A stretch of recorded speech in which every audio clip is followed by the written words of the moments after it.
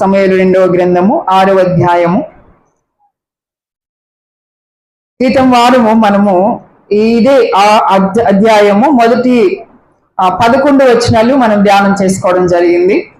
2 కుటుంబాల కథ అని చెప్పి, ఒకటి అబీనాదాబు ఇల్లు, రెండవది ఒబేదెదోము ఇల్లు అనేటువంటి ఈ 2 గృహాలు గురించి మనము వాక్యాన్ని ధ్యానం చేసుకోవడం జరిగింది. అది మొదటి వచనం నుండి 11 వచనాల వరకు మనము చూసాం. ఈరోజు మనము 12వ వచనం నుండి 22వ వచనం వరకు ఉన్నటువంటి విషయాలు మనము చూద్దాము. ఎ tale of 2 persons are 2 hearts, అంటే ఇద్దరు వ్యక్తుల కథ లేదా 2 హృదయాల కథ. అదేంటో మనము చూద్దాము. ముందుగా వాక్యాన్ని మనం చదువుకుందాం. 12వ వచనం నుండి చదువుకుందాం. దేవుని మందసము ఉండుట వలన యెహోవా ఒబేదెదోము ఇంటి వారిని అతనికి కలిగిన దాని అంతటిని ఆశీర్వదించుచున్నాడను సంగతి దావీదునకు వినబడగా, దావీదు పోయి దేవుని మందసమును ఒబేదెదోము ఇంటిలో నుండి దావీదు పురమునకు ఉత్సవముతో తీసుకుని వచ్చాను. ఎట్లనగా యెహోవా మందసమును మోయువారు 6 అడుగులు సాగగా, ఎద్దు 1, క్రొవ్విన దూడ 1 వధింపబడింది. దావీదు నారతో నేయబడిన ఏఫోదును ధరించిన వాడై శక్తి కొలది యెహోవా సన్నిధిని నాట్యమాడుచున్నాడు. ఇలాగున దావీదును ఇశ్రాయేలందరూ ఆర్భాటముతోను బాకా నాదములతోను యెహోవా మందసమును తీసుకుని వచ్చాడు.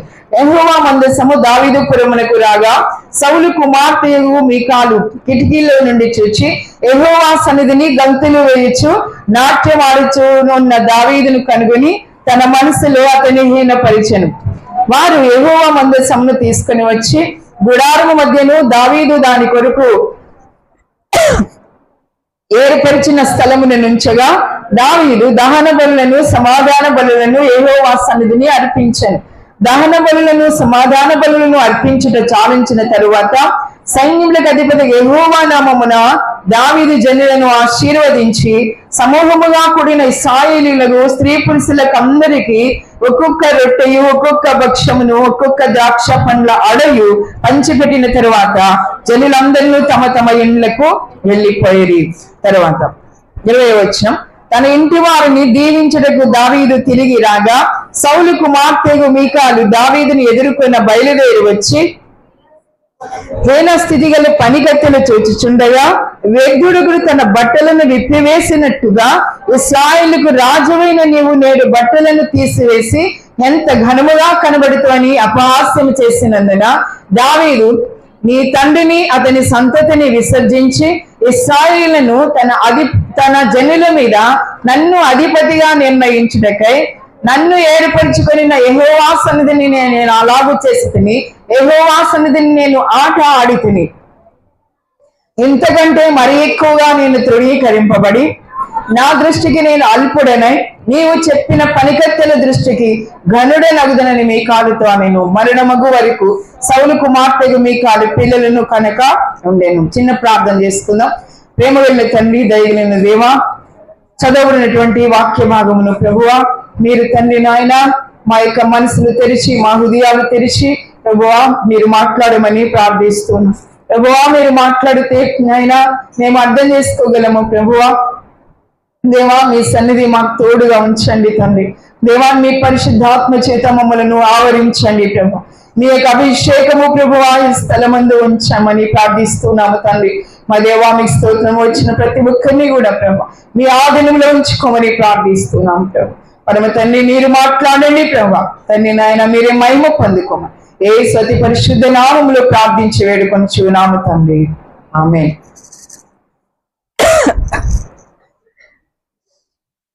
చదవబడినటువంటి లేఖన భాగం మీకు అందరికీ కూడా అర్థమైంది అని చెప్పి అనుకుంటా ఉన్నాను. ఈ యొక్క లేఖన భాగంలో మనకి 2 వ్యక్తులు కనిపిస్తా ఉన్నారు.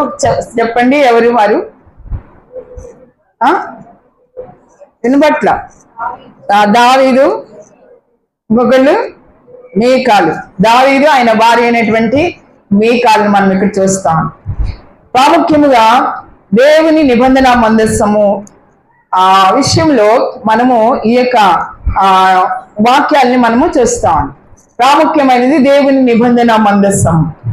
దేవుని ఒకటే మందస్సము, అయితే రెండు వేరు వేరు గృహాలు. ఇంతకు ముందు క్రితం వారం మనం చెప్పుకున్నాం, ఒకటే మందస్సము, రెండు విభిన్నమైనటువంటి గృహాలు. ఒక గృహములో వినాశనము సంభవించింది, మరొక గృహములో ఆశీర్వాదము వచ్చింది. ఈ విషయాన్ని మనము ధ్యానం చేసాం. ఈ రోజు కూడా అదే విషయము కొంచెం డిఫరెంట్ గా మనము ధ్యానం చేద్దాం. ఒకటే నిబంధన మందస్సము, రెండు వేరు వేరు హృదయాలు. ఒకటే దేవుని సన్నిధి, రెండు వేరు వేరు స్పందనలు మనం చూస్తాం. టూ డిఫరెంట్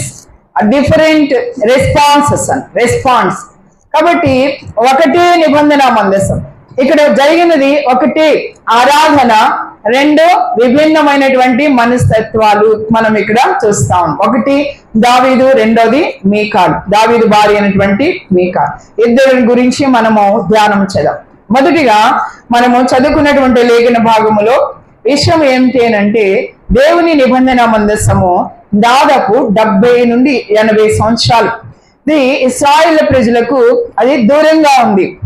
అది ఉపయోగింపబడకుండా దానిని ఒక చోట భద్రపరిచినట్లుగా మనము ఇంతకు ముందు మనం ధ్యానం చేసాం. అభినాదాబు అనేటువంటి వ్యక్తి యొక్క ఇంటిలో, కొండ మీద ఉన్నటువంటి ఆ యొక్క ఇంటిలో దాదాపు 20 సంవత్సరాలు ఆ యొక్క మందస్సము ఉండిపోయింది. ఆ తర్వాత మనం చూసినప్పుడు ఆ యొక్క మందస్సం అక్కడే ఉండిపోయింది. దాని మీద దృష్టి ఎవరికి దృష్టి రాలేదు. ఆ తర్వాత సౌలు రాజు అయినటువంటి సౌలు కూడా దాని గురించి ఏమాత్రము కూడా శ్రద్ధ లేనటువంటి వాడిగా దానిని పట్టించుకోకుండా దాన్ని ఆ రీతిగానే వదిలిపెట్టినట్లుగా మనం దేవుని వాక్యంలో చూస్తాం. అయితే దావీదును మనం చూసినప్పుడు దావీదు గురించి మనందరికీ కూడా బాగా తెలుసు. దావీదు ఎంత గొప్పవాడో, దావీదు ఎంతగా దేవుని ప్రేమించినటువంటి వాడో మనందరికీ కూడా తెలుసు. కాబట్టి దావీదు దేవుని ఎడల భయభక్తులతో యథార్థమైనటువంటి హృదయంతో జీవించినటువంటి వాడు. దావీదు లాగా ఎవరు కూడా దేవుని ప్రేమించినటువంటి వారు అతి తక్కువ మంది. దావీదుకైతే దేవుడు అంటే చాలా ప్రేమ. దావీదు ఆయన పాపం చేసినప్పటికీ కూడా ఆ పాపాన్ని దాచిపెట్టుకోకుండా దేవుని ఎదుట ఆయన చక్కగా మంచి హృదయముతో ఆ తప్పును దేవుని ఎదుట ఆ పాపమును ఒప్పుకొని క్షమాపణ పొందినట్లుగా మనం చూస్తాం. కాబట్టి ఆ రీతిగా అటువంటి మనసు కలిగినటువంటి వాడు కాబట్టి దేవునికి దావీదు అంటే కూడా చాలా ఇష్టం. ఎంత ఇష్టం అని అంటే దేవుడే అంటాడు దావీదు గురించి ఒక మాట మనం చూద్దాము.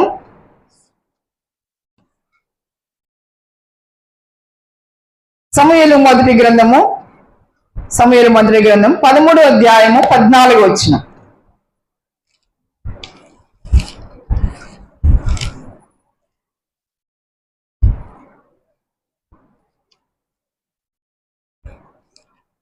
అధ్యాయం 14వ వచనం ఒకసారి చదువుకుందాం. యెహోవా తన చిత్తానుసారమైన మనసు గల ఒకని కనిగొని ఉన్నాడు అని చెప్పి ఇక్కడ మనం చూస్తాం. తన చిత్తానుసారమైన మనసు కలిగినటువంటి వ్యక్తిగా దేవుడు దావీదును చూస్తా ఉన్నాడు. అదే రీతిగా మరొక వాక్యం చదువుకుందాం. అపోస్తలుల కార్యముల గ్రంథము 13వ అధ్యాయము 22వ వచనం. అది 13వ అధ్యాయమే, ఇది 13వ అధ్యాయమే. 13:22 వచనం చదువుకుందాం. చదవండి. తరువాత అతనిని తొలగించి దావీదును వారికి రాజుగా ఏర్పరిచెను. మరియు ఆయన, నేను యెష్షయి కుమారుడైన దావీదును కనుగొంటిని, అతడు నా ఇష్టానుసారుడైన మనుష్యుడు, అతడు నా ఉద్దేశములను నెరవేర్చునని చెప్పి అతనిని గూర్చి సాక్ష్యం ఇచ్చాను. పౌలు భక్తుడు ఇక్కడ చెప్తా ఉన్నాడు దావీదుని గురించి దేవుడు ఏ రీతిగా ఏ సాక్ష్యాన్ని ఇస్తా ఉన్నాడో ఇక్కడ చెప్తా ఉన్నాడు. ఏమని దేవుడు అంటా ఉన్నాడు, నేను యెష్షయి కుమారుడైన దావీదును కనుగొన్నాను, అతడు నా ఇష్టానుసారుడైన మనుష్యుడు, అతడు నా ఉద్దేశములన్నీ కూడా నెరవేరుస్తాడని చెప్పి దేవుడు ఒక గొప్ప సాక్ష్యాన్ని దావీదుని గురించి ఇచ్చాడు. దేవునికి స్తోత్రం, హల్లెలూయా. కాబట్టి అలాంటి గొప్ప సాక్ష్యాన్ని దేవుని నుండి పొందుకున్నటువంటి వాడిగా దావీదు ఉంటా ఉన్నాడు. దావీదుకు దేవుడు అంటే చాలా ఇష్టము, చాలా ప్రేమ. దేవుడు ఎల్లప్పుడూ కూడా దేవుని స్తుతిస్తూ ఉండేవాడు. తన కష్టములో, తన శ్రమలో, తన యొక్క బాధలో, దుఃఖములో ఆయన దేవుని ఎల్లప్పుడూ కూడా జ్ఞాపకం చేసుకుంటూ, ఎల్లప్పుడూ కూడా ఆయన దేవుని విచారణ చేస్తూ, అంటే ప్రార్థన చేస్తూ దేవుణ్ణి ఆయన సేవిస్తూ ఉండేటువంటి వాడు. కాబట్టి దేవుడు ఆ సౌలు రాజు కాలంలో సౌలు రాజు పరిపాలన చేస్తూ ఉండగానే దావీదుని దేవుడు అభిషేకించాడు, రాజుగా అభిషేకించాడు. అయితే సౌలు తన జీవితాంతము కూడా దావీదు మీద పగబట్టి అసూయతో అతనిని చంపాలి అని చెప్పి తరుముతూ ఉండేవాడు. సౌలు తన జీవితాంతం వరకు కూడా, తను చనిపోయే వరకు కూడా దావీదుని ఎలాగైనా సరే చంపివేయాలి, అతడు ఉంటే నా సింహాసనానికి, నా అధికారానికి అతడు చాలా అడ్డుగా ఉన్నాడు కాబట్టి అని చెప్పి ఆ సౌలు ఎప్పుడు కూడా అతని మీద, దావీదు మీద పగ పెట్టుకుని ఉండేవాడు. అంతే తప్ప ఈ సౌలు రాజుకి దేవుని ప్రజలైన ఇశ్రాయేలును చక్కగా పరిపాలన చేయాలి, యథార్థముగా నీతిగా పరిపాలన చేయాలి, లేకపోతే దేవుని యొక్క మందసాన్ని తీసుకొని రావాలి, దేవుని సన్నిధి ఉండాలి అని దేవుని ధర్మశాస్త్రమును బట్టి నేను నడుచుకుంటూ ప్రజలను నడిపించాలి, ఇలాంటి భక్తి కలిగినటువంటి ప్రవర్తన అనేది సౌలుకు ఏమాత్రం కూడా ఉండింది కాదు. కాబట్టి సౌలు వదిలిపెట్టేశాడు. దేవుని మందసము ఆ యొక్క అదృష్టే లేదు, ఆ ఊసే లేదనమాట. కాబట్టి ఆ రీతిగా దాదాపు 70 నుండి 80 సంవత్సరాల వరకు కూడా దేవుని నిబంధన మందసానికి ఇశ్రాయేలు ప్రజలు అందరూ కూడా దూరముగా వారు ఉండడం జరిగింది. అసలు దేవుని నిబంధన మందసం అంటే ఏంటో మన ఇంతకు ముందే మనము చెప్పుకున్నాం. దేవుని నిబంధన మందసము దేవుని సన్నిధికి సాదృశ్యముగా ఉంటా ఉంది. కాబట్టి దేవుని నిబంధన మందసమును ఏ రీతిగా ఇశ్రాయేలు ప్రజలు భావించారు అంటే, అది మన దగ్గర ఉంటే అది దేవుడు ఉన్నట్టే. దేవుడు ఆ మందసముల ద్వారా దేవుడు ఇశ్రాయేలు ప్రజలతో మాట్లాడేవాడు. కాబట్టి ఆ యొక్క మందసం అనేది దేవుని యొక్క శక్తికి సాదృశ్యముగా ఉంటా ఉంది, దేవుని యొక్క మహిమకు సాదృశ్యముగా ఉంటా ఉంది. కాబట్టి అది మన దగ్గర ఉంటే మనకు దేవుడు తోడుగా ఉన్నట్టే అని చెప్పి వారందరూ కూడా ఇశ్రాయేలు ప్రజలు భావిస్తూ ఉండేవాడు. కాబట్టి దావీదు కూడా అదే రీతిగా భావించి దావీదుకు ప్రేరేపణ కలిగింది. దేవుని నిబంధన, ఆయన రాజు అయిన తర్వాత దేవుని నిబంధన మందసం ఆయనకు జ్ఞాపకం వచ్చింది. అది ఎక్కడ ఉంది అని చెప్పి ఆయన వాకప్ చేసి తన రాజ్యంలో ఉన్నటువంటి సహస్రాధిపతులతో, శతాధిపతులతో, అధిపతులందరితో, పెద్దలతో, ఇశ్రాయేలు పెద్దలతో, ఇశ్రాయేలు ప్రజలతో అందరితో కూడా ఈ యొక్క దావీదు మాట్లాడి ఆ మందసాన్ని ఎలాగైనా సరే తీసుకొని రావాలి అని చెప్పి ఆ దావీదు కోరుకున్నట్లుగా మనము దేవుని వాక్యంలో చూడొచ్చు. ఇదే విషయము మనము చదువుకున్నాం కదా, సమూయేలు గ్రంథము 6వ అధ్యాయము వాక్య భాగం చదువుకున్నాం కదా. అదే వాక్యము మనము దినవృత్తాంతముల గ్రంథము, మొదటి దినవృత్తాంతముల గ్రంథము 15వ అధ్యాయము, 16వ అధ్యాయం, 2 అధ్యాయంలో కూడా సేమ్ ఇన్సిడెంట్ మనము చూడొచ్చు అన్నమాట. దానికంటే ముందు 13వ అధ్యాయము, దినవృత్తాంతముల మొదటి గ్రంథం 13వ అధ్యాయము 3వ వచనంలో, మొదటి వచనం నుండి మనం చదివితే, దావీదు సహస్రాధిపతులతోనూ, శతాధిపతులతోనూ, అధిపతులందరితోనూ ఆలోచన చేసి సమాజముగా కూడిన ఇశ్రాయేలులందరితో ఇలాగో సెలవిచ్చాను. ఈ యోచన మీ దృష్టికి అనుకూలమై మన దేవుడైన యెహోవా వలన కలిగిన ఎడల ఇశ్రాయేలీలు నివాస ప్రదేశముల యందంతటా శేషించి ఉన్న మన సహోదరులను తమ పట్టణములలోను పల్లెలలోను కాపురమున్న యాజకులను, లేవీయులను మనతో కూడినట్లు వారి యొద్దకు పంపి మన దేవుని మందసమును మరలా మన యొద్దకు కొనివత్తము రండి. సౌలు దినములలో దాని యుద్ధ మనము విచారణ చేయకయే ఉంటిమి. అర్థమైంది కదా. అందరితో కూడా కలిసి దావీదు మహారాజు అయిన తర్వాత ఆలోచన చేశాడు. యాజకులను, లేవీయులను మొత్తం అందరినీ కూడా ఐక్యపరిచాడు. అందరినీ కూడా ఐక్యపరిచి దేవుని నిబంధన మందసమును మనము ఎక్కడుందో మనము చూసి మనం తీసుకొని వద్దాము, మన ఈ యొక్క యెరూషలేముకి తీసుకుని వద్దామని చెప్పి ఆయన అన్నట్లుగా మనము చూస్తా ఉన్నాం. ఇక్కడ రాయబడింది కదా, సౌలు దినములలో మనము దాని యొద్ద విచారణ చేయకయుంటిమి. సౌలు రాజు పరిపాలన చేస్తా ఉన్నప్పుడు దేవుని మందసము అనగా దేవుని సన్నిధి నిర్లక్ష్యం చేయబడింది, అశ్రద్ధ చేయబడింది. అలాగనే ఒక చోట అది అలాగనే ఒక వస్తువుగా అది ఉండిపోయిందన్నమాట. చెప్పాను కదా ఇంతకు ముందు, అబీనాదాబు ఇంటిలో దానిని ఒక వస్తువుగా దానిని భద్రపరిచారు తప్ప అందులో శక్తి ఉంది, దానిలో మహిమ ఉంది అని చెప్పి వారికి ఆలోచన రాని కారణం చేత వారి యొక్క గృహము కన్నా 3 నెలలు మాత్రమే ఈ యొక్క మందసము ఉన్నటువంటి ఓబేదెదోము ఇల్లు మాత్రము బహుగా ఆశీర్వదించబడింది. దేవుని స్తోత్రం కలుగును గాక. హల్లెలూయా. కాబట్టి ఇక్కడ మనం చూస్తా ఉన్నాము, సౌలు దినాలలో దాన్ని గురించినటువంటి ధ్యాస ఎవరికి కూడా లేదు.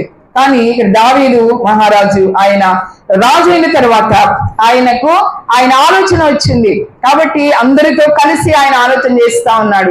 ఆలోచన చేసిన తర్వాత ఆ మందసాన్ని ఆయన తీసుకొని వస్తా ఉన్నాడు. అబీనాదాబు ఇంటిలో 20 సంవత్సరాలు ఉంచబడింది. ఆ మందసాన్ని ఆయన తీసుకొని వస్తా ఉన్నాడు. ఎలాగనంటే ఒక తప్పైనటువంటి పద్ధతిలో, ఒక రాంగ్ మెథడ్ లో ఆయన తీసుకొని వస్తా ఉన్నాడు. అది ఫిలిస్తీన్లు వారు ఏర్పాటు చేసుకున్నటువంటి ఒక పద్ధతిలో తీసుకొని వస్తా ఉన్నాడు ఈ యొక్క నిబంధన మందసాన్ని. అనగా కొత్త ఎద్దుల బండి మీద ఆయన మందసాన్ని తీసుకొని వస్తా ఉన్నాడు. తీసుకొని వస్తా ఉన్నప్పుడు ఒక చోట ఆ యొక్క ఎడ్లకు కాలు జారినందున ఈ అబీనాదాబు యొక్క మనముడైనటువంటి ఉజ్జా ఆ యొక్క పడిపోతున్నటువంటి ఆ మందసాన్ని తన చేతితో పట్టుకోవడం వల్ల, ఆ యొక్క పరిశుద్ధమైనటువంటి ఆ మందసాన్ని తాకడం వల్ల అతడు అక్కడికక్కడే దేవుని ఉగ్రత చేత పడి మొత్తబడి ఆయన చనిపోవడం జరిగింది. ఉజ్జా దేవుని మందసాన్ని వారు తీసుకొని వస్తా ఉన్నప్పుడు ఇలాంటి ప్రాణోపద్రవం కలిగింది కాబట్టి దావీదు భక్తుడు చాలా భయపడిపోయాడు. ఇలాంటి పరిస్థితుల్లో నేను తీసుకెళ్ళలేను, ఈ యొక్క మందసాన్ని తీసుకెళ్ళలేను అని చెప్పి తాను భయపడిపోయి అక్కడే ఉన్నటువంటి ఓబేదెదోము ఇంటిలో ఆ యొక్క మందసాన్ని పెట్టడం జరిగింది. దేవునికి స్తోత్రం, హల్లెలూయా.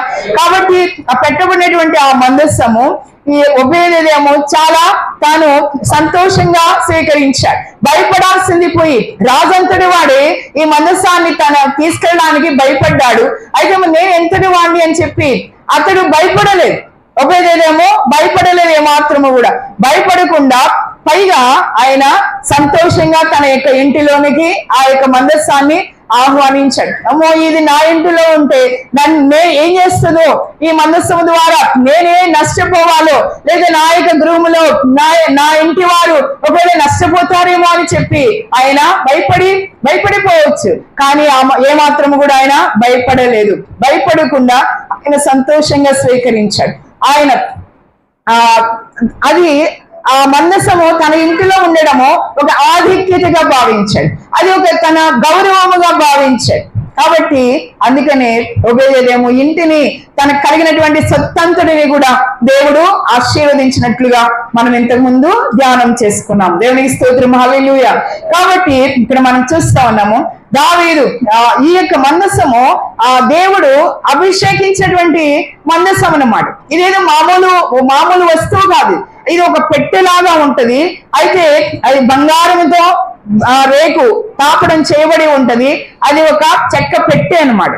కాబట్టి అది ఒక పెట్టెలాగా కాకుండా అది దేవుని యొక్క సన్నిధికి సాదృశ్యముగా మనము చెప్పుకుంటా ఉన్నాం. దేవునికి స్తోత్రం, హల్లెలూయా.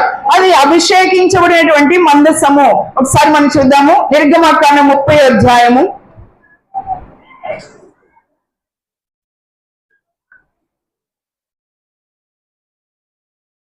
నిర్గమకాండం 30వ అధ్యాయం 25వ వచనం 26వ వచనం చదువుకుందాం.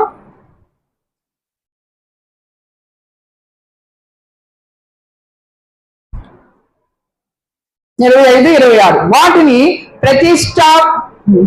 ప్రతిష్టాభిషేక తైలము అనగా సుగంధ ద్రవ్య మేళకుని పని అయిన పరిమళ సంభారముగా చేయవలను.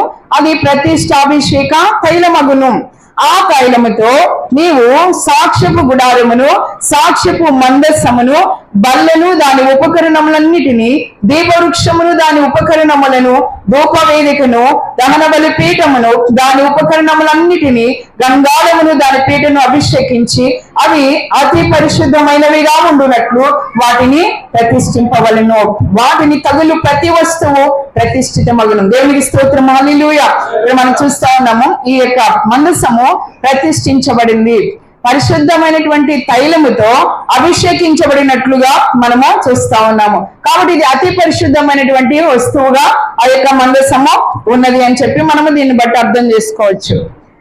కాబట్టి ఈ యొక్క మందసం అనేది ఆ ప్రతిష్ఠించబడినటువంటి, అభిషేకించబడినటువంటి ఆ మందసముగా మనము చూడొచ్చు. ఇలాంటి అభిషేకించబడినటువంటి మందసము ఏ రీతిగా అది తరలించబడాలి, దావీదు ఏ రీతిగా ఆయన ఆ దావీదు పురానికి లేదా సీయోను పురానికి తీసుకొని రావాలి అని అంటే దానికి పద్ధతిని దేవుడు నిర్ణయించాడు. అది ఏమిటి అని అంటే ఈ అహరోను సంతతి వారిలో ఉన్నటువంటి కహాతీయులు అనబడినటువంటి వారు ఈ యొక్క మందస్సాన్ని తమ భుజముల మీద వారు మోయాల్సి ఉంది. కానీ పద్ధతి తప్పైనటువంటి పద్ధతి వల్ల అక్కడ ప్రాణ నష్టం వచ్చినట్లుగా మనం అక్కడ చూస్తా ఉన్నాము. కాబట్టి ఈసారి ఈ దావీదు భక్తుడు ఆ పద్ధతిని మారుస్తా ఉన్నాడు. అసలైనటువంటి ఏ రీతిగా మందస్సాన్ని తీసుకొని రావాలో దానిని ఆ పద్ధతిని మారుస్తున్నట్లుగా మనం చూస్తాం. అన్యుల పద్ధతి దాన్ని వదిలిపెట్టి దేవుడు ఆజ్ఞాపించినటువంటి పద్ధతి ప్రకారము ఈ మందస్సమును ఈ యొక్క దావీదు భక్తుడు తీసుకొని వస్తా ఉన్నాడు. గొప్ప ఉత్సవంతో తీసుకొని వస్తా ఉన్నాడు. ఇశ్రాయేలు ప్రజలు అందరూ కూడా, సైన్యము అందరూ కూడా వారు వెంబడిస్తా ఉన్నారు. చాలా అందరూ కూడా వాయిద్యాలు వాయిస్తూ, పాటలు పాడుతూ ఒక గొప్ప ఉత్సవముగా దావీదు భక్తుడు ఈ మందస్సాన్ని తీసుకొని వస్తా ఉన్నాడు. ఆ రీతిగా తీసుకొని వస్తుంటేనే అక్కడ ఒక మరణము సంభవించింది, ఒక గొప్ప వినాశనము సంభవించింది. కాబట్టి అక్కడ ఆ యొక్క మందసమును తరలించడం అనేది కొద్ది కాలము 3 నెలల పాటు ఆగిపోయినట్లుగా మనము చూస్తా ఉన్నాం. అయితే దావీదు విన్నాడు, ఒబేదెదోము ఇల్లు మందసం ఉండడం ద్వారా ఆశీర్వదించబడుతా ఉంది అని చెప్పి విన్నప్పుడు ఆ యొక్క ఒబేదెదోము ఇంటి నుండి మళ్ళీ దావీదు ఆ యొక్క మందస్సాన్ని తీసుకొని వస్తున్నట్లుగా మనం చూస్తా ఉన్నాం. దావీదు పురానికి ఉత్సవముతో తీసుకొని వస్తా ఉన్నాడు. ఈసారి తన యొక్క తప్పును కరెక్ట్ చేసుకుంటా ఉన్నాడు. ఆ యొక్క ఏం చేస్తా ఉన్నాడు చదువుదాం. 6:13 2 సమూయేలు 6:13 ఎట్లనగా యెహోవా మందస్సమును మోయువారు 6 అడుగులు సాగగా ఎద్దు ఒకటియు కొవ్విన దూడ ఒకటియు వధింపబడెను. దావీదు నారతో నేబడిన ఏఫోదును ధరించిన వాడై శక్తి కొలది యెహోవా సన్నిధిని నాట్యమాడుచుండెను. దేవునికి స్తోత్రం, హల్లెలూయా. మనము ఈ యొక్క వాక్యంలో మనం చూస్తా ఉన్నాము, ఏం చేస్తా ఉన్నారు, పద్ధతి మార్చినట్లుగా మనం చూస్తా ఉన్నాం.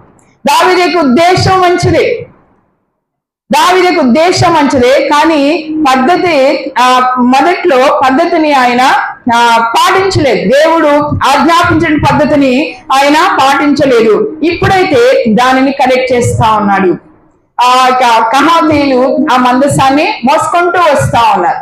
6 అడుగులు వారు వెళుతా ఉన్నప్పుడు ఒక ఎద్దు ఒకటి, కొవ్విన దూడ ఒకటి వధింపబడుతా ఉన్నాయి. బలు నేర్పిస్తా వారు ఆ యొక్క మందసాన్ని తమ యొక్క భుజాల మీద మోసుకొని వస్తా ఉన్నారు. బండి మీద మోయడం లేదు, ఈసారి పద్ధతిని మార్చివేశారు.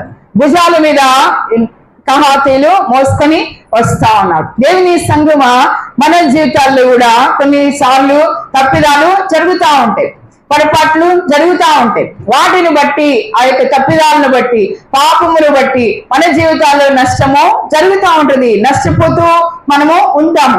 అయితే వెంటనే మనము దావీదు భక్తునిలాగా మనల్ని మనము సరి చేసుకోవాలి. ఒకసారి మనము ఆగిపోవాలి. అక్కడ ఒకసారి మనం ఆగిపోయి ఏమి జరిగింది, నష్టము జరిగింది, ఎందుకు జరిగింది, ఏ తప్పిదము వల్ల ఈ యొక్క కార్యము జరిగింది అని చెప్పి ఒకసారి మనం ఆలోచన చేసుకోవాలి. ఆలోచన చేసుకోవడం మాత్రమే కాదు, దానిని మనము సరి చేసుకోవాల్సిన వారమే ఉంటూ ఉన్నాం. కరెక్ట్ చేసుకోవాలి. కరెక్ట్ చేసుకున్నప్పుడు మన జీవితాలలో మళ్ళీ మనము ఆ మునుపటి సంతోషాన్ని మనము పొందుకుంటాము, మునుపటి ఆశీర్వాదాన్ని మనము దేవుడు మనకు కలుగు చేస్తాడు. కాబట్టి దావీదు ఇక్కడ ఒకసారి ఆగిపోయాడు, అక్కడ భయపడిపోయి ఆగిపోయాడు. ఆ మందసాన్ని అక్కడ ఉంచాడు, ఉబేదేము ఇంటిలో ఉంచాడు. ఆలోచన చేశాడు, తన ఇంటికి వెళ్ళి తన యొక్క రాజధానికి వెళ్ళి యెరూషలేముకు వెళ్ళి ఒకసారి ఆలోచన చేశాడు. ఎందుకు ఇంత ప్రమాదం జరిగింది, ఎక్కడ తప్పు జరిగింది, ఎక్కడ లోటు జరిగింది దేవుని విషయంలో అని చెప్పి ఆలోచన చేశాడు. ఆయనకు అర్థమైన తర్వాత దానిని ఆయన సరి చేసుకునేటువంటి ప్రయత్నము చేస్తా ఉన్నాడు. దేవునికి స్తోత్రం, హల్లెలూయా. ఇక్కడ ఈసారి బండి మీద కాదు, భుజాల మీద అక్కడ మోస్తూ వెళుతూ ఉన్నాడు. దేవుని యొక్క మందసము చాలా పరిశుద్ధమైనది, దానిని ఒట్టి చేతులతో ఎవరు కూడా తాకకూడదు. దేవుడు ముందుగానే ఆజ్ఞాపించాడు. దేవుని యొక్క ఆజ్ఞ చాలా ఆయన ఖండితముగా ఆజ్ఞాపిస్తాడు. ఆయన ఏదో ఆయన సరదాకి చెప్పడు. ఆయన దేవుని యొక్క వాక్యము మనకి చేతుల్లో దేవుడు ఇచ్చాడు. దేవుని పరిశుద్ధ గ్రంథాన్ని మన చేతుల్లో దేవుడు పెట్టాడు. అది నీకు సరదాకి దేవుడు ఇవ్వలేదు. దానిని నీవు ఏదో భద్రపరిచేటువంటి వస్తువుగా దాన్ని నీవు చూస్తావని చెప్పి దేవుడు దాన్ని నీకు ఇవ్వలేదు. దాన్ని నీవు రోజు కూడా చదువుకుంటావని చెప్పి దేవుడు నీకు నీ చేతిలో పెట్టాడు. అది చాలా పరిశుద్ధమైనటువంటి గ్రంథం. అది అందులో దేవుని యొక్క మాటలు ఉన్నాయి, దేవుని యొక్క ఆజ్ఞలు ఉన్నాయి. నీ జీవితంలో ఎలాగ నువ్వు నడుచుకుంటే దేవుని యొక్క ఆశీర్వాదాన్ని నీవు పొందుకుంటావు అన్నది దేవుడు దానిలో పెట్టాడు నీకు. కానీ ఇందులో దీన్ని నువ్వు చదవకుండా దీన్ని నువ్వు పక్కన పెట్టి ఇది ఒక వస్తువుగాను దాని యొక్క మురికి పడితే, దాన్ని బూజు పడితే దాన్ని దులిపి మళ్ళీ సరుకులో పెట్టి మళ్ళీ తీసుకొచ్చి ఇక్కడ దేవుని యొక్క మందిరంలో తీసుకొచ్చి ఆ రీతిగా నీవు దానిని చూస్తామని దేవుడు ఈ యొక్క పరిశుద్ధ గ్రంథాన్ని నీ చేతిలో పెట్టలేదు. ప్రతి ఒక్కరు కూడా, చిన్న బిడ్డలేంటి, యవనస్తులేంటి, పెద్దవారేంటి, వృద్ధులేంటి, దేవుని వాక్యాన్ని ప్రతి దినము కూడా చదువుకోవాలి. అందుకని ఈ యొక్క పరిశుద్ధ గ్రంథం, ఈ వాక్యం నీ చేతిలో ఉన్నది అని చెప్పి జ్ఞాపకం చేసుకోవాలి. ఎంతమంది ఈ రోజు దేవుని వాక్యాన్ని ప్రతి దినము కూడా చదువుకుంటా ఉన్నారు? ఒకసారి చేయి పైకెత్తండి. ఎంతగా వాక్యం మీలో ఎంత పనిచేస్తా ఉందో, ఎంతగా వాక్యానికి మీరు విధేయత చూపిస్తా ఉన్నారో అర్థమవుతా ఉంది. చాలా తక్కువ చేతులు లేచినాయి. చాలా విచారకరం, చాలా దౌర్భాగ్యం అన్నమాట. ఈ రోజుల్లో అదే దౌర్భాగ్యం. ప్రార్థన చేయమని చెప్పి ప్రార్థన అవసరాలు కోరుతా ఉంటారు. దేవుని వాక్యం మీద శ్రద్ధ లేదు. నీ రోజు పనికి వెళ్ళకుండా మానవే. ఒకరోజు పని లేకపోతే గిలగిలు ఆడిపోతావు కదా. మరి దేవుని వాక్యం అంతా దానికన్నా అంత గొప్పది కదా. ఒకసారి ఆలోచించేద్దాం.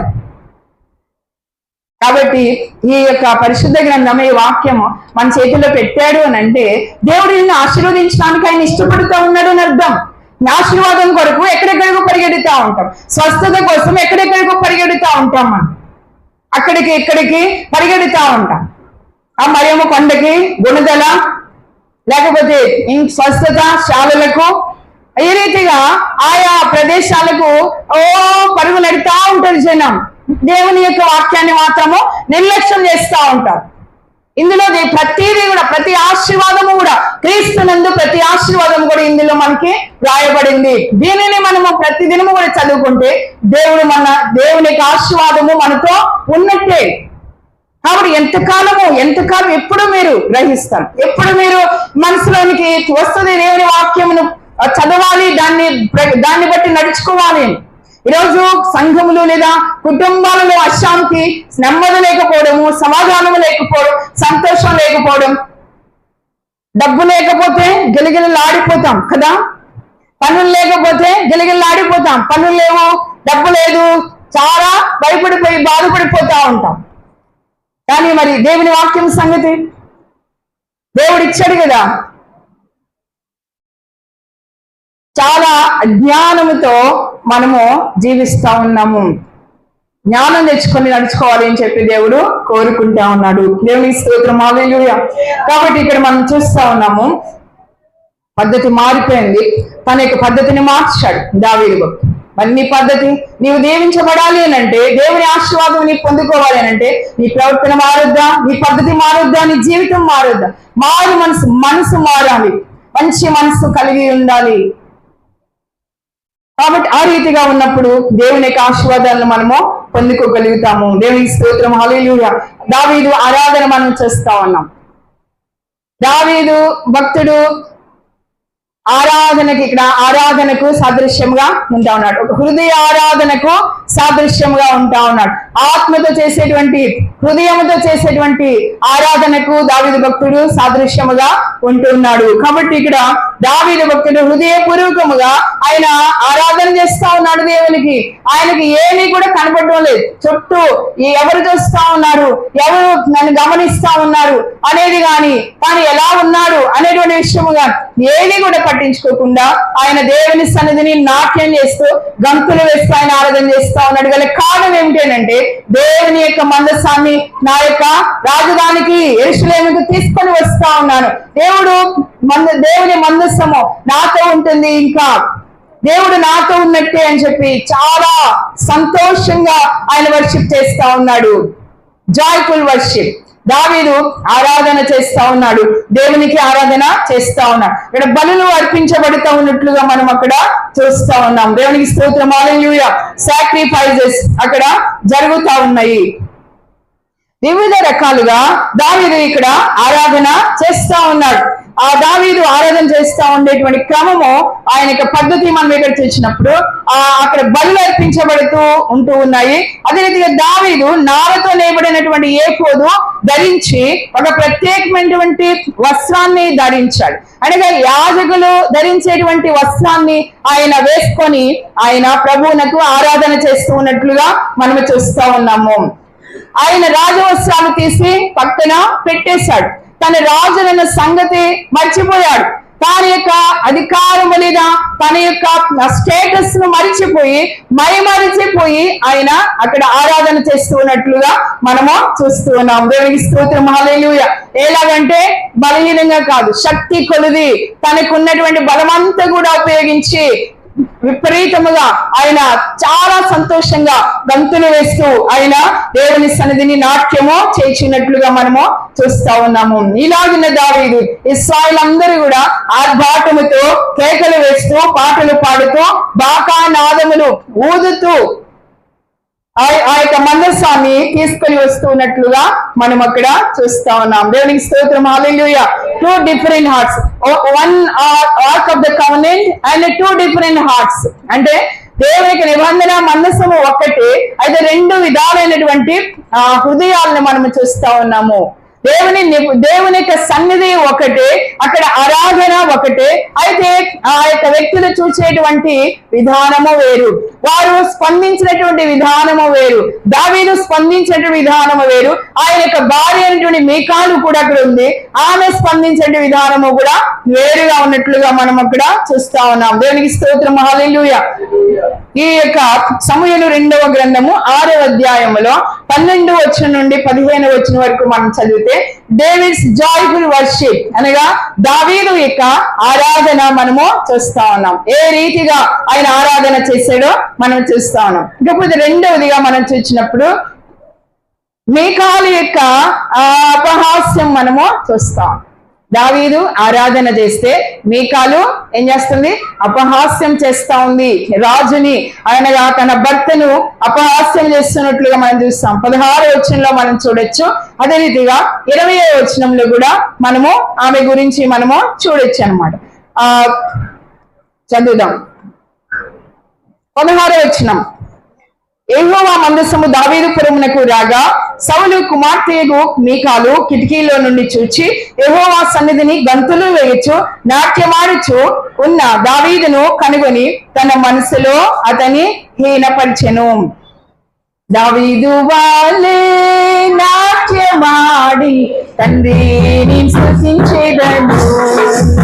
దావీదు వాలే నాట్యమాడి తండ్రిని స్తుతించెదను. యేసయ్యా స్తోత్రము, యేసయ్యా స్తోత్రము, యేసయ్యా స్తోత్రము.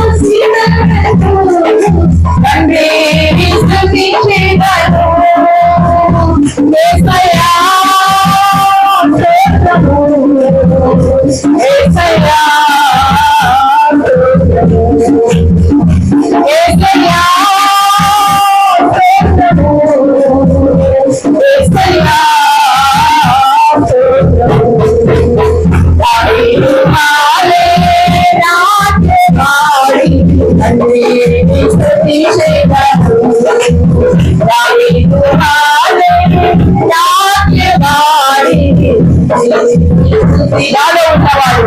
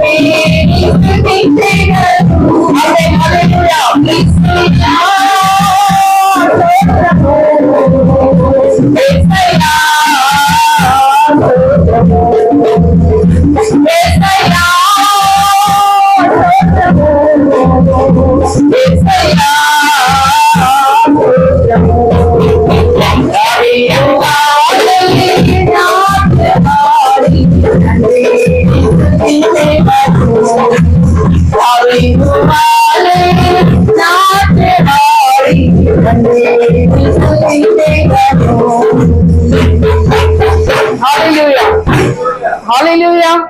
గట్టిగా చేద్దాం అందరం హల్లెలూయా. ఈ రీతిగా దావీదు చక్కగా దేవుని సన్నిధిలో గంతులు వేయచ్చు, ఆయన నాట్యం చేస్తూ ఆయన దేవుని ఆరాధన చేస్తా ఉన్నాడు. అలాంటి సమయంలో ఆ యొక్క మందసము సీయోనుపురానికి వచ్చింది, అనగా యెరూషలేమునకు తీసుకుని రాబడింది. ఎక్కడో ఆ మహల్లో ఉన్నటువంటి మీకాలు, అనగా దావీదు భార్య అయినటువంటి మీకాలు కిటికీలో నుండి చూసిందంట.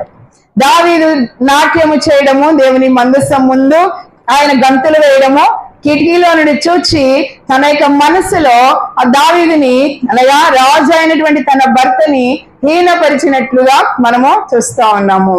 మీకాలు యొక్క అపహాస్యము 2వ పాయింట్ 16వ వచనము 20వ వచనంలో మనము ఈ యొక్క మాటలు మనం చూడొచ్చు అన్నమాట. ఈ రీతిగా మీకాలు మొదటిగా ఏం చేసింది, ఏమీ మాట్లాడలేదు. ఆమె చూసిన తరువాత ఆమె తన యొక్క మనసులో ఆయనను హీనపరిచినట్లుగా మనము దేవుని వాక్యంలో చూస్తా ఉన్నాం. దావీదును కనుగొని తన మనసులో అతని హీనపరిచెను అని చెప్పి మనము చూస్తాం. చాలా సార్లు ఈ యొక్క ఇలాంటి అపహాసం చేసేటువంటి వారు చాలా మంది ఉంటారు. సంఘంలో కానివ్వండి, బయట కానివ్వండి, దేవుని యందు భయభక్తులు కలిగి జీవించినప్పుడు, నీతిగా యథార్థంగా జీవిస్తున్నప్పుడు, ఆ దేవుని సన్నిధిలో మైమరిచి ఆరాధన చేస్తా ఉన్నప్పుడు ఇలాంటి విమర్శించేటువంటి వారు ఆ పనిని, దేవుని ఆరాధించేటువంటి దానిని తక్కువగా చూసేటువంటి వారు చాలా మంది ఉంటారు. అలాంటి వారికి ఈ యొక్క మీకాలు ఒక ఉదాహరణగా మనము చెప్పుకోవచ్చు. ఈ యొక్క దావీదు దేవుని ప్రేమించేటువంటి విధానము వేరు, దేవుని ఆరాధించేటువంటి విధానము వేరు. దేవునిని ఒక పూర్ణమైనటువంటి మనసుతో దేవుని ఆరాధన చేస్తా ఉన్నాడు.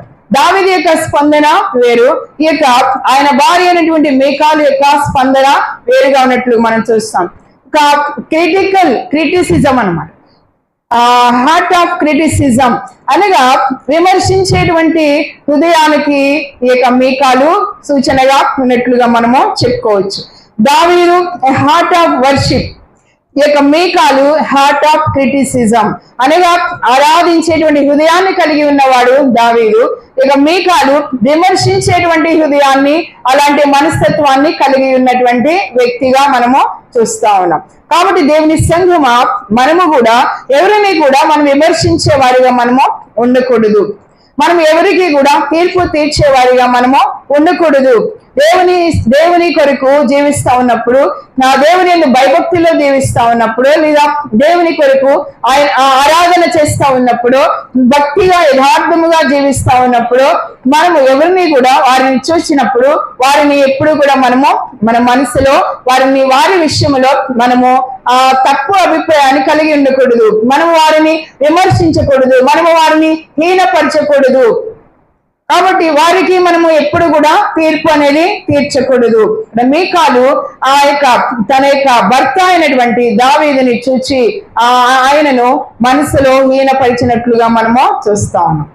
తరువాత మనము చూసినప్పుడు ఈ యొక్క నిబంధన మందసంను తీసుకొని వస్తా ఉన్నారు. మనం చదువుదాం. 16వ వచనం అలా ఉంచుదాము కొంతసేపు. 17వ వచనం నుండి మనం మళ్ళీ చదువుకుందాం.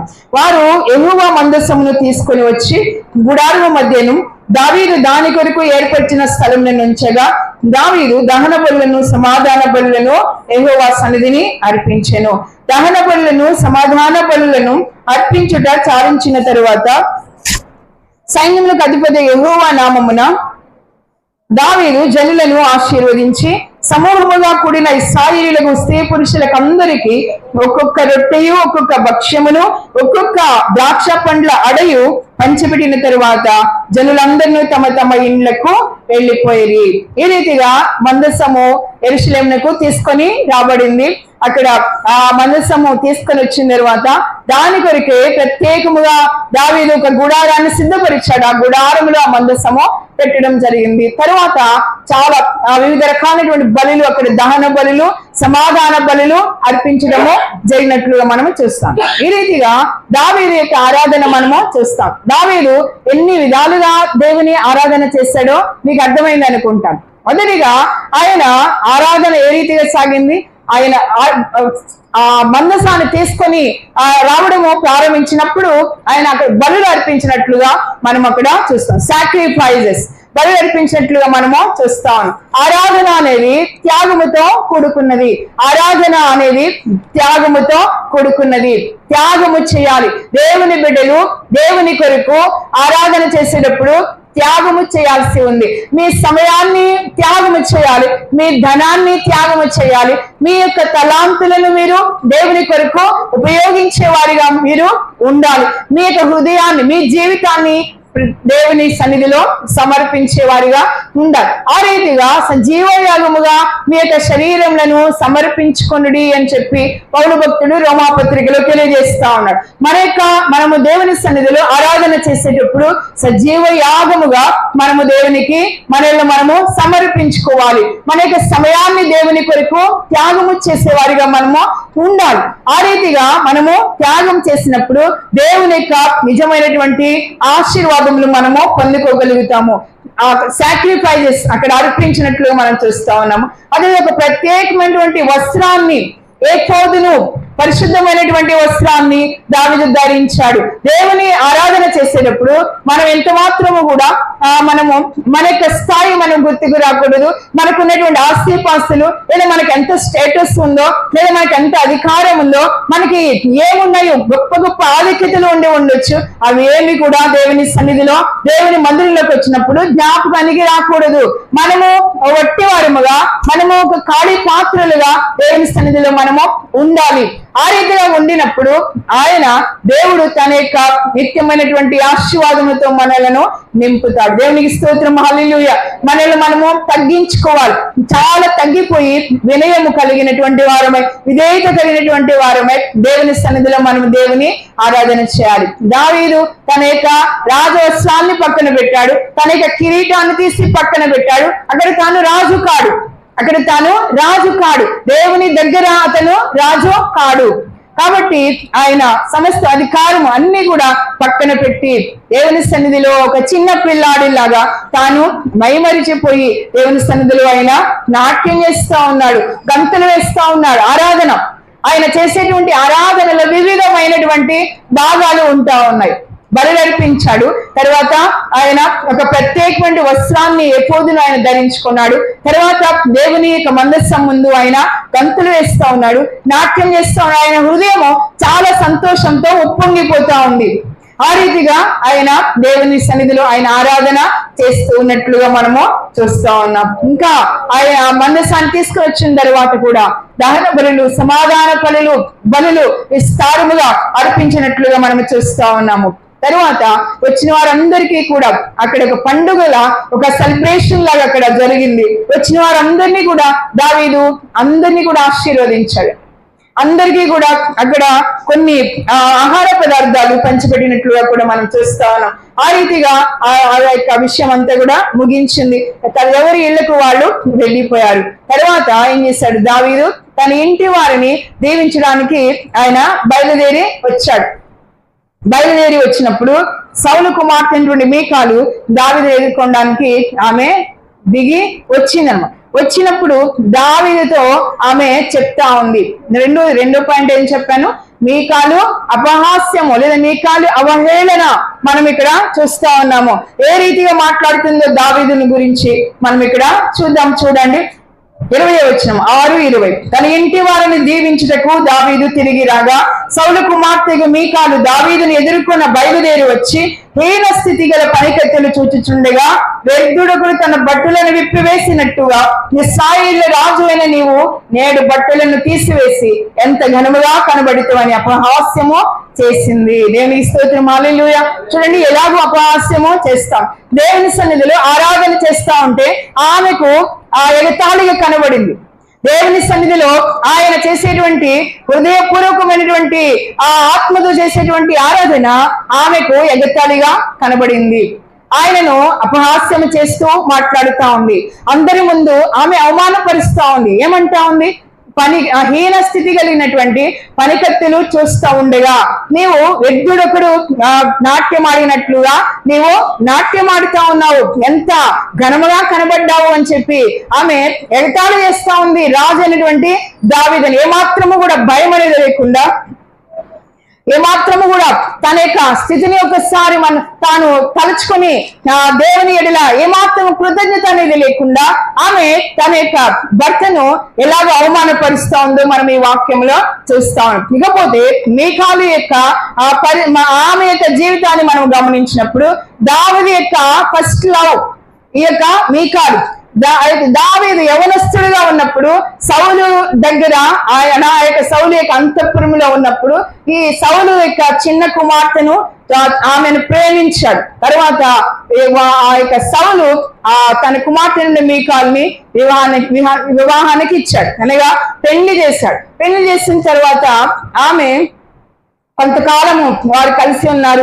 అయితే రాజైనటువంటి సౌలు దావీదు మీద పగబట్టి ఆయనను చంపాలని చూస్తా ఉన్నప్పుడు ఏం చేశాడంటే దావీదు విడిచిపెట్టి ఆ ప్రదేశాన్ని విడిచిపెట్టి ఆయన ఆ కొండల్లోనికి లేకపోతే అరణ్యంలోనికి ఆయన పారిపోతూ వచ్చాడు. కాబట్టి ఆ రీతిగా ఈ మీకాలుకు ఆయన దూరం చేసేసాడు. ఆ యొక్క మీకాలు తండ్రి అయినటువంటి సౌలు రాజు అలా దూరం చేసిన తర్వాత సౌలు రాజు ఏం చేశాడంటే దావీదు దగ్గరికి ఈమెను పంపించకుండా ఏం చేశాడంటే మరొక వ్యక్తిని ఇచ్చి మీకాలుకు పెళ్లి చేసేసాడు.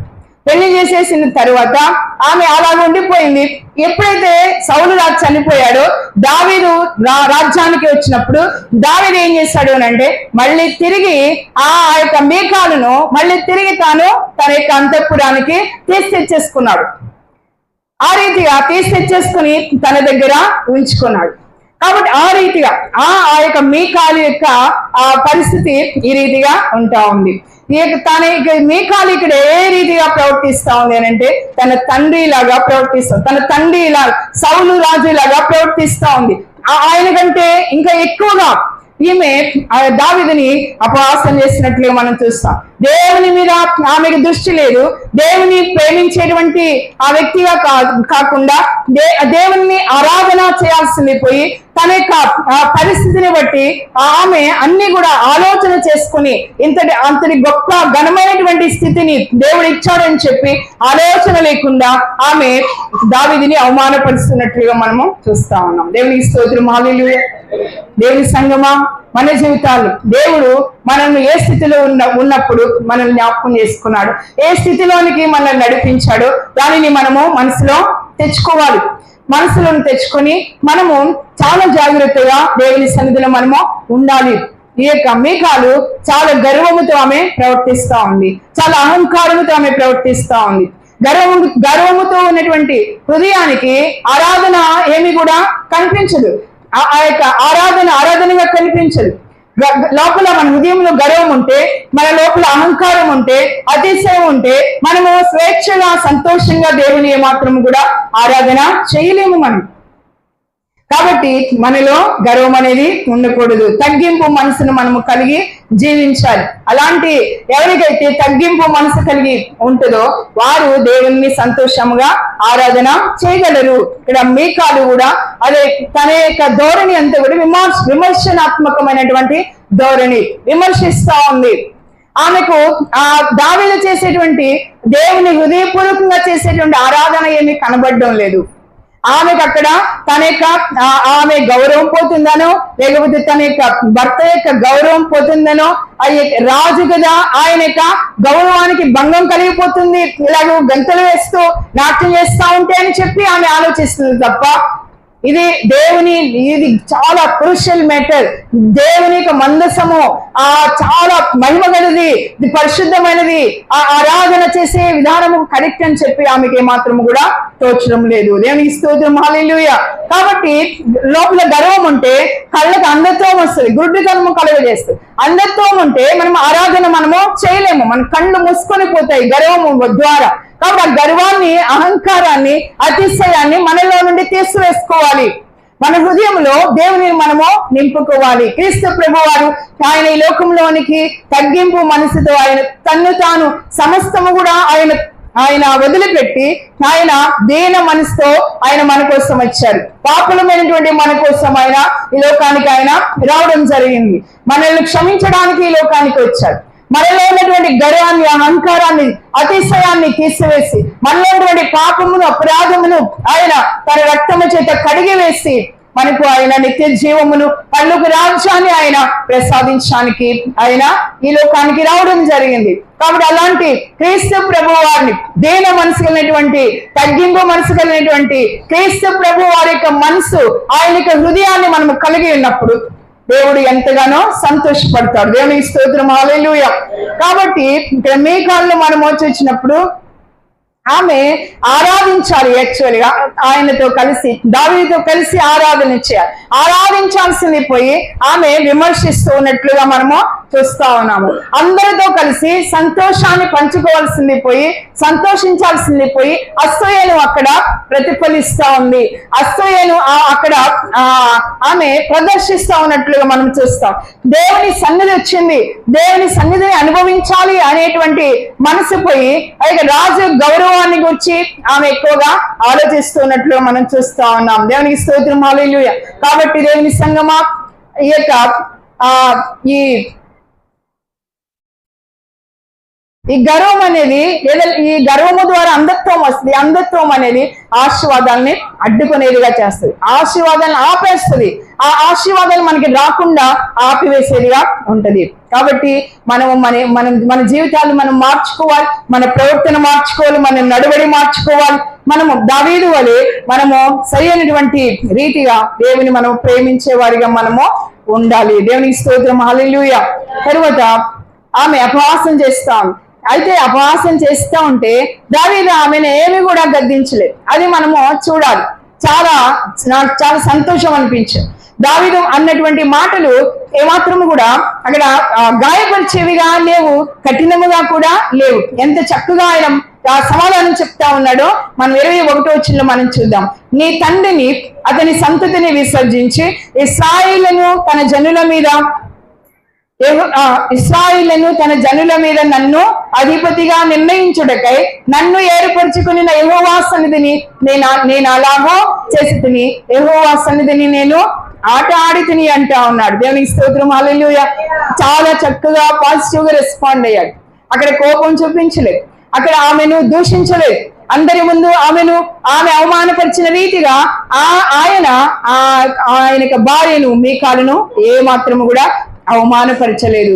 చాలా చక్కగా సమాధానము చెప్తా ఉన్నాడు. ఇంకా ఆయన ఏమంటా ఉన్నాడు అని అంటే, ఇంతకంటే మరి ఎక్కువగా నేను తృణీకరింపబడ్డానికి నేను సిద్ధంగా ఉన్నాను, అంటే నా దేవుని కోసము నేను ఏమైనా చేయడానికి నేను సిద్ధంగా ఉన్నాను అని చెప్పి చెప్తా ఉన్నాడు. నీవు అంటున్నటువంటి హీన స్థితి కలిగినటువంటి పనికత్తెల దగ్గర నేను ఘనముగా నేను కనబడతాను, ఇంకా నేను ఘనముగా కనబడతాను అంటున్నాడు. నా దేవుడు నన్ను అలా చేస్తాడు అని చెప్పి ఆయన మాట్లాడుతున్నట్లుగా మనము చూస్తూ ఉన్నాం. దేవునికి స్తోత్రం, హల్లెలూయా.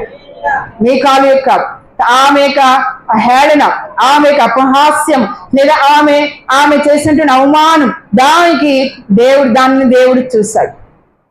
దానికి తగినటువంటి ప్రతిఫలాన్ని ఆమె అక్కడ పొందుకున్నట్లుగా మనం చూస్తా ఉన్నాం. అది ఏమిటి అని అంటే, మరణము వరకు సౌలు కుమార్తెకు మీకాలు పిల్లలను కనుక ఉండెను. ఆమె గర్భము మూయబడింది. దేవుడు ఆమె గర్భాన్ని మూసివేశాడు. ఎందుకంటే దేవుని సన్నిధి అంటే విలువ లేదు, దేవుడంటే గౌరవము లేదు, దేవుని యొక్క సన్నిధి అంటే ఆమెకి ఏమాత్రము కూడా ప్రేమ లేదు, కృతజ్ఞత అసలే లేదు. ఇలాంటి జీవితాలు మనకున్నాయా? దేవుని మనం ప్రేమించగలుగుతా ఉన్నామా? దేవుని మనము హృదయపూర్వకముగా కృతజ్ఞతతో సేవించగలుగుతా ఉన్నామా? దావీదు వలె దేవుని ఆరాధన చేయగలుగుతా ఉన్నామా?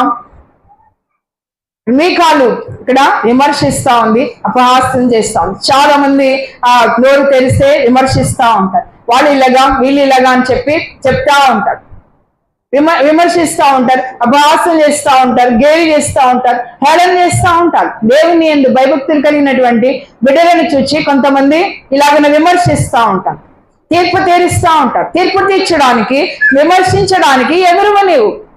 తీర్పు తీర్చుటకు నీవెవడవు అని చెప్పి భక్తులైనటువంటి పౌలు అడుగుతాడు. ఎవరము మనము తీర్పు తీర్చడానికి? కాబట్టి దేవుడు సమస్తము కూడా చూస్తూ ఉంటాడు. కాబట్టి ఆయన తగినటువంటి ప్రతిఫలాన్ని ఇస్తాడు.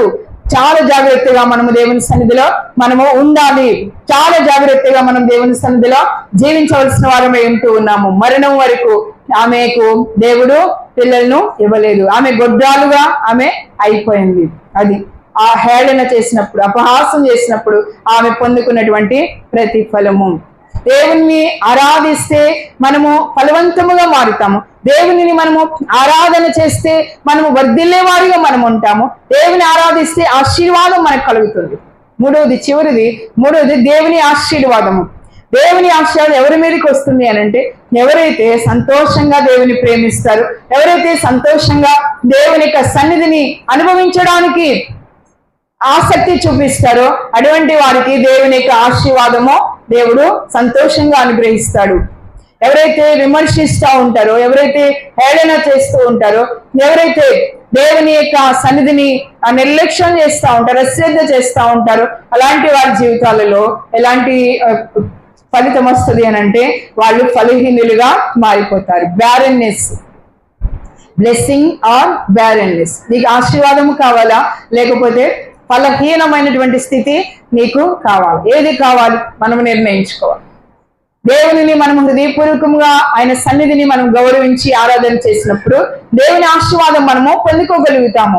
అలా కాకుండా మీకానులాగా మనము ప్రవర్తించినప్పుడు మనము ఫలహీనమైనటువంటి స్థితిలోనికి మనము వెళ్ళిపోతాము. ప్రసంగి భక్తుడు ఒక మాట చెప్తాడు, చదువుదాం. ప్రసంగి గ్రంథం 5వ అధ్యాయములో ఒక మాట, మొదటి వచనంలో, నీవు దేవుని మందిరమునకు పోవునప్పుడు నీ ప్రవర్తన జాగ్రత్తగా చూచుకొనుము. రకరకాలైనటువంటి మనుషులు దేవుని యొక్క మందిరంలో, సంఘంలో ఉంటారు. కాబట్టి ఎలాగున్నా అందరూ కూడా దేవుని మందిరంలోకి వచ్చినప్పుడు దేవుని సన్నిధిని ప్రతి ఒక్కరు కూడా అనుభవించే విధంగా, దేవుని సన్నిధిలో ప్రతి ఒక్కరు కూడా ఆరాధించేటువంటి విధంగా మనము ఉండాలి. దేవుని మందిరానికి వెళ్ళినప్పుడు మన ప్రవర్తన జాగ్రత్తగా చూసుకోవాలి అని చెప్పి మనము వాక్యాన్ని మనం చూస్తా ఉన్నాం. దేవునికి స్తోత్రం, హల్లెలూయా. 2వ వచనంలో, నీవు దేవుని సన్నిధిని అనాలోచనగా పలుకుటకు నీ హృదయమును త్వరపడనీయక నీ నోటిని కాచుకొమ్ము. దేవుడు ఆకాశమందున్నాడు, నీవు భూమి మీద ఉన్నావు, కావున నీ మాటలు కొద్దిగా ఉండవలను. ఎక్కువ మాట్లాడకూడదు. మనము దేవుని దగ్గర ఎక్కువ మాట్లాడకూడదు. అనాలోచనగా అస్సలే ఉండకూడదు, నిర్లక్ష్యముగా ఉండకూడదు, అశ్రద్ధగా మనము ఉండకూడదు. చాలా భయభక్తులు కలిగి, చాలా శ్రద్ధగా, చాలా లక్ష్యముతో దేవుని యందే మనసు కేంద్రీకరించి మనం ఆరాధన చేయాలి. దేవుని సన్నిధిని ఆ రీతిగా మనం అనుభవించినప్పుడు దేవుడు మన యొక్క జీవితాలలో ఆయన మనకి తోడుగుండా ఆయన కృపను అనుగ్రహించి ముందుకు నడిపిస్తారు. క్రీస్తు ప్రభువారు మన హృదయంలో నింపుకోవాలి. ఆయనే ఆరాధనకు యోగ్యుడు ఆయన. కాబట్టి ఆయన ఆరాధన అంటే ఆయనకి ఇష్టము. కాబట్టి ఆయనను మాత్రమే, యేసు ప్రభు వారిని మాత్రమే, ఆయనే మన దేవుడు, మన గొప్ప దేవుడు. ఆయనే అద్భుతాలు చేసేటువంటి దేవుడు. నీ జీవితాన్ని ఆయన చక్కదిద్దేటువంటి దేవుడు, నీ కుటుంబాన్ని ఆయన సరిచేసి ఆశీర్వదించేటువంటి దేవుడు ఆయన. కాబట్టి యేసు ప్రభు వారి ముందు నీవు తగ్గింపు మనసుతో, వినయ విధేయతలతో ఆయన ఆరాధన చేయి. దేవుడు తప్పకుండా ఆయన యొక్క సన్నిధిని నీవు అనుభవిస్తావు. దేవుడి వాక్యంను బహుగా దీవించును గాక. ఆమేన్. చిన్న ప్రార్థన చేసుకున్నాం. ప్రేమ కలిగిన తండ్రి, దయగలిగిన దేవా, మీ ఘనమైన నామానికి వందనాలు చెల్లిస్తాం. ప్రభువా, ఇంతవరకు తండ్రి మీ యొక్క వాక్యం ద్వారా మీరు మాతో మాట్లాడినందుకే వందనాలు. ప్రభువా, మీకు స్తోత్రములు. దావీదు ఏ రీతిగానైనా హృదయపూర్వకముగా ఆయన మిమ్మల్ని ప్రేమించాడు, ఆరాధించాడు. ఆ రీతిగా మేము కూడా ప్రభువా మిమ్మల్ని తండ్రి ప్రేమిస్తూ ఆరాధిస్తూ ఉండేవారిగా మేము ఉన్నటువంటి సహాయం చేయమని ప్రార్థిస్తూ, పరమ తండ్రి నాయన దేవ మీ నిత్య జీవములో ప్రభు, మీ పరలోక రాజ్యములో మేమందరము కూడా ప్రభు సిద్ధపడి ఉండడానికి సహాయం ఇచ్చాం. మీ యొక్క వాక్య ప్రకారం జీవించడానికి కృపను అనుగ్రహించమని యేసు పరిశుద్ధ నామములో ప్రార్థించి వేడుకొంచున్నాము తండ్రి. ఆమేన్. సమయంలో మనం దేవునికి కానుకలను సమర్పించుకుందాము.